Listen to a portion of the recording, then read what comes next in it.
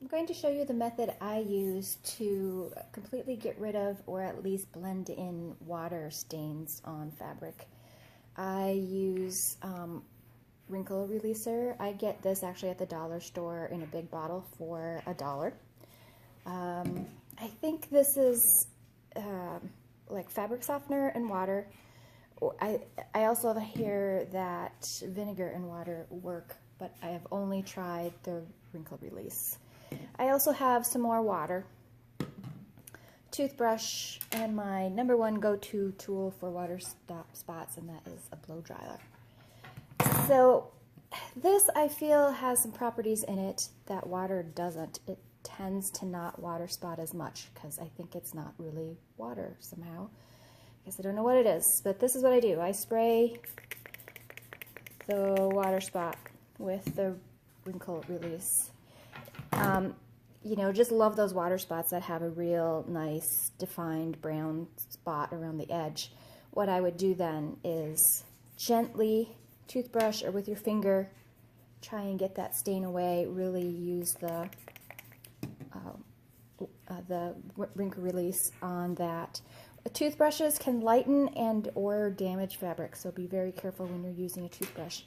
And then I hit it with the blow dryer, and I blow dry this leading edge first because that is where the water spot is going to be most delineated. So you want to take care of that first.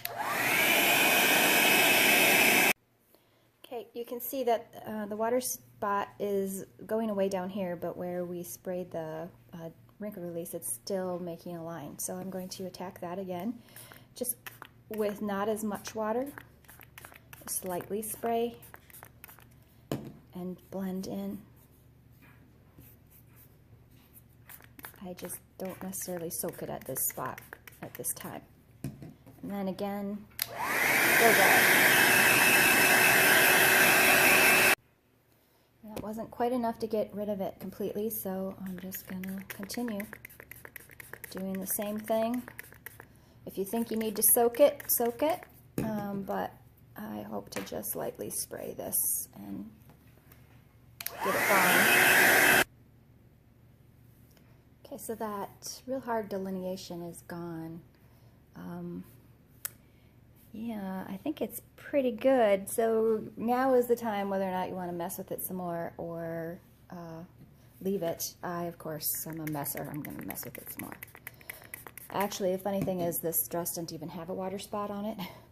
I created one just to show you.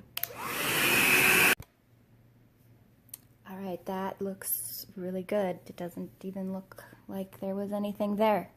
A couple of words of caution about blow drying. I have started fabric on fire. Yes, I have. With a blow dryer that was just too hot.